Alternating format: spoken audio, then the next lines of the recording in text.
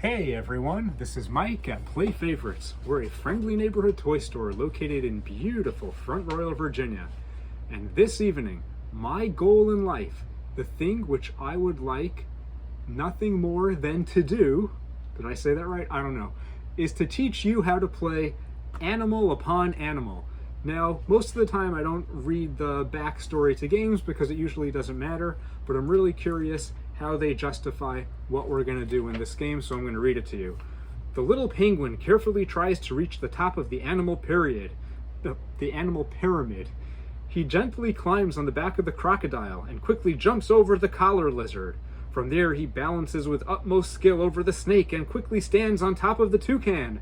He just has to pass the bleeding sheep, and only an inch or so is left to the top. Skillfully, the penguin pulls himself up on the tail of the monkey. Quite breathless but overjoyed, he reaches the top of the animal pyramid and proudly looks down. Down below, the ant hedgehog is already waiting, thinking, how, for heaven's sake, will I climb up there? Okay, that doesn't really tell us why these animals are trying to get to the top of the pyramid, but at least now we have a little motivation.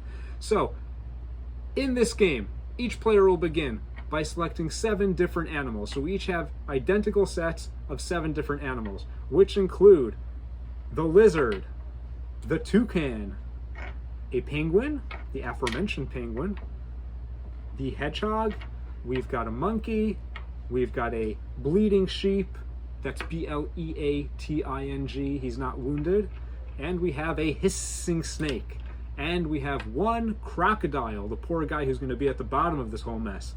The goal of the game is to be the first player to stack all of your animals onto the animal pyramid upon the crocodile.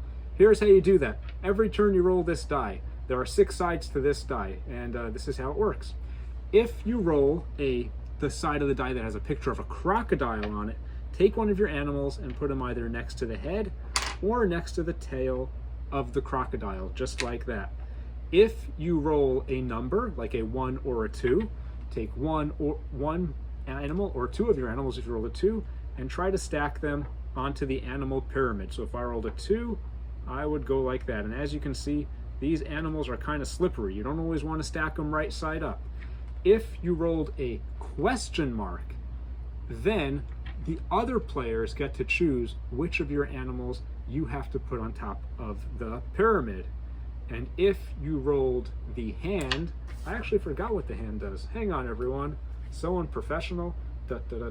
You can choose any of your animals and give it to another player who now has to pile that animal carefully on the pyramid. So that's really good because you basically get to skip your turn and give an animal away to another player. So the game keeps on going. We take turns stacking our animals like so. And the more you play this game, the more you will learn the intricacies of each animal's anatomy and which ones stack best on others. You keep going until something happens, like things tumble off. Ooh, I'm really good at this actually. Holy smokes. Maybe I should become there we go. All right. So if everything topples off the pyramid, then the player who caused them to topple has to take 2 of those animals and they put the rest of the toppled animals back in the box. If you were building the pyramid and 1 animal fell down, then you take 1 animal back into your zoo. If 2 animals fall down, you take 2 animals back into your zoo. If more than 2 animals fall down, then you take 2 into your zoo and the rest of them go back into the box. So you're never going to take more than 2 animals back into your zoo. And because animals keep on going back into the box, the game gets a little bit easier as the game progresses. If everything falls off and no one caused it to fall, if it was between turns, it was totally safe when I took my hand away and an earthquake happened or someone opened the door and it slammed shut and it caused the pyramid to topple. In that case, everything goes, all of the animals that toppled go back into the box. That is Animal Upon Animal. It is so simple. All you do is roll the dice and put so many animals on top of the crocodile or put an animal next to the crocodile. But because these animals are all shaped and balanced so differently, it is a ton of fun.